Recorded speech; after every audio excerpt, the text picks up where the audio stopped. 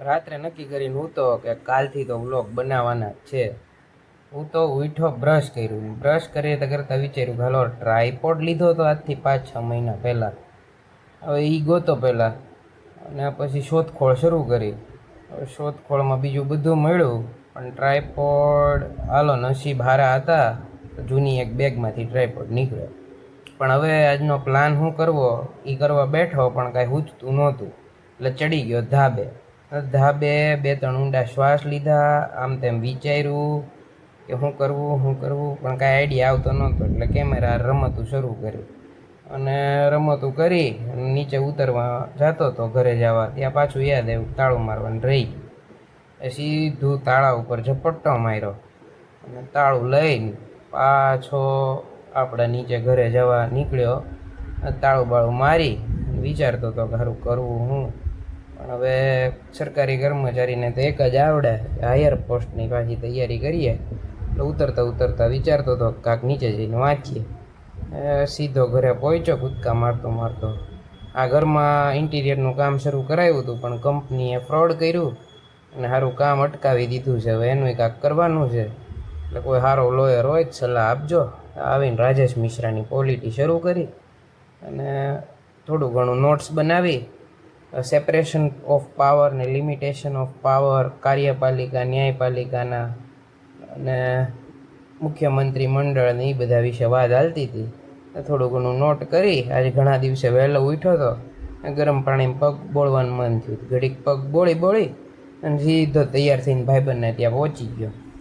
અને ભાઈબંધ પાસેથી થોડુંક પેમેન્ટ લેવાનું હતું અને એ પાછું પેમેન્ટ બીજી જગ્યાએ આપવાનું હતું. એટલે હવે પપ્પાને હારે લીધા. હાલો પપ્પા પેમેન્ટ દેવા લાલ દરવાજા જવાનું હોય. પપ્પા કે આ બધા ધંધા ક્યાં રોડ ઉપર, આનંદ કરો ને હવે ભાઈ ક્યાં ધંધા કરે.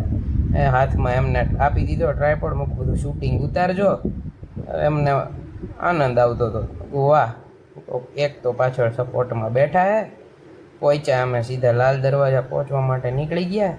અને આશરે 20 વર્ષ પછી પપ્પા લાલ દરવાજા જશે, કારણ કે 20 વર્ષ પહેલાં અમદાવાદમાં હતા. મને કે અમે ત્યારે લકીએ ચા પીતા. મૂક હજી લકી છે, તમને હમણાં લકીએ લઈ જાઓ. પહેલાં પટેલ પ્રિન્ટર્સને ત્યાં જવાનું છે, એક નાનો ધંધો શરૂ કર્યો છે એના માટે પેમ્પલેટ છપાવવા આપેલા. એનું પેમેન્ટ આજે પૂરું કરી દઈએ તો એ શનિવારે આપણને ડિલિવરી આપી દે. પહોંચ્યો પટેલ પ્રિન્ટર છે, આ મુઝફ્ફરભાઈ કરીને નામ છે. ત્યાં જઈને એએમસીવાળા મહેતાભાઈએ મોકલે એવું નામ આપશો સારું એવું ડિસ્કાઉન્ટ કરી દે. 10,000 પેમ્પલેટ 10-200માં, 20,000 પેમ્પલેટ 10-200માં બનાવી દે.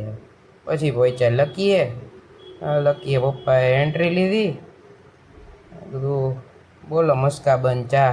એ કે ના પપ્પા ના, મારે ચા જ પીવી છે. વાંધો નહીં. 28 રૂપિયાની ચા સાંભળી. પહેલાં તો એમનો મોતિયો મરી ગયો. પછી મારી ઉપર મોંઘવારીની ચર્ચાઓ કરી. મોંઘવારીની ચર્ચા મૂકો, ચા પીવો. પછી શેર માર્કેટ જોતા હતા કે આજે આપણે કયા કાઢવાનું કયા વેચવા. એ બધું તમે વિચારો, મને ચા પીવા દો. મેં શાંતિથી ચા પીધી અને પછી વાળ હરખા કર્યા. પછી મેં હાલો હવે આ તડકામાં હવે બાપાને કાંઈ કામ હોપવું નથી. ચાવી નાખીને ટ્રાયપોડ હેઠું મૂક્યું અને પછી સીધા ઘર પર. અને ઘરની ગલી આવી ત્યારે પાછું ટ્રાયપોડ ઉઠાવ્યું. આ ઘરની ગલી લીલોતરી મસ્ત છે, છાંયડો સારો આવે છે એટલે એટલું બધું તપતું નહીં. તોય બહારનો તડકો એવો ને કે સીધી ધન્નો પાર્ક કરી. બાપાની એનર્જી સુપર છે. ટ્રાયપોડ લઈને તો સીધા ઢૂમ કરતા ચડી ગયા. મને કે પછી ઉપર સીધા અમે અમારા ઘરે 5મા માળે, છેલ્લો માળ છે. બધું કામ અધૂરું છે, એક જ રૂમમાં પંખો છે. આ તકલીફ સારી એવી તો સીધું બહાર. પછી અંદર ઘરમાં ઘૂસ્યા. આ પાર્સલો પડ્યા છે વેચવા હાટુના, પેમ્પલેટ છપાવવા ગયા હતા. આવીને પાણી પીધું. ત્યાં સંઘ સ્વામી વાત્સલ્યના 2 પાસ હતા. મમ્મી કે ઘરે જમવાનું નથી, અમારે સંઘમાં જમવા જવાનું છે. આજે વર્ષી તપના પારણા છે. પાલડી કોઈ રહેતા હોય તમને ખબર હશે કે રિવરફ્રન્ટ ઉપર મસ્ત ડોમ બાંધ્યા છે. ત્યાં વર્ષી તપના તપસ્વીઓના પારણા ચાલી રહ્યા છે. એટલે મેં કીધું સારું. પપ્પાની ઈચ્છા તો નહોતી, પણ તોય હવે તડકામાં પાછા ત્યાં ઘરથી નજીક એટલે પહોંચી ગયા. અને મસ્ત ડોમ બનાવ્યો છે અને મસ્ત આખું સજાવ્યું છે. વર્ષી તપના તપસ્વીઓને ખૂબ ખૂબ આપણી અનુમોદના. અને પછી અમે સીધા ગયા જમવા માટે. એમને પારણા કરાવી અમે પહોંચી ગયા અને બધા માટે બેસીને જમવાની વ્યવસ્થા, એટલો મોટો ડોમ ને આટલું મોટું મેનેજમેન્ટ. ધન્ય છે તપસ્વીઓને, ધન્ય છે દાનવીરોને, બધાની ખૂબ ખૂબ અનુમોદના. અને ત્યાર પછી આપણે બેસી ગયા, આપણી જગ્યા ગોતી, એક સારી જગ્યા ગોતીને આપણે સ્થાન ગ્રહણ કરી લીધું.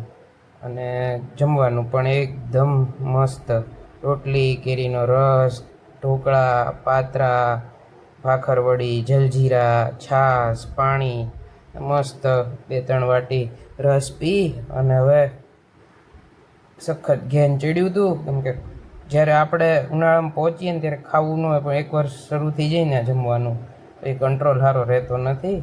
એટલે મસ્ત જમી કારવી અને આપણે ઉપડી ગયા ઘર તરફ. પપ્પાએ તો બધું ગરમીનું વસ્ત્ર ત્યાગ કરીને લંબાવ્યું અને મારામાં તો તેવડ નહોતી, એટલે મેં કીધું આપણે તો સીધું જ લંબાવીએ જે પહેરેલ કપડે. એટલે સીધો આવીને મેં તો આરામ કર્યો. મેં 15 મિનિટનો પાવર નેપ લઈએ. આડા પડતાની સાથે ખબર પડી ગઈ કે આમાં તો હાંજ જ પડવાની. એટલે આડા પડી આપણે મોબાઈલ મૂક્યો સાઈડમાં અને પછી કાંઈક ચર્ચા ચાલતી હતી ને હું ઉઠી ગયો. મમ્મી પપ્પા કાંઈક ચર્ચા કરી રહ્યા હતા અને પપ્પા કાંઈક સમજાવી રહ્યા હતા મમ્મીને. હવે ઊંઘમાં મને કાંઈ ખબર ને, મને ઘસીટવાની કોશિશ તો હાલતી હતી, પણ મેં કીધું મમ્મી તને એક ઓફર આપું, તારે શરીર ઘટાડવું હોય અને લખપતિ બનવું હોય ને તો હું કહું એમ કર, તૈયાર થઈ જા તું, અને એક તારે ડાન્સ કરવાનો છે, એ તું ડાન્સ કર તો હું તને નવો મોબાઈલ અપાવીશ. મમ્મી રેડી થઈ ગઈ, મને કે તું કે એ કરી દઈએ, નવો મોબાઈલ જોવે.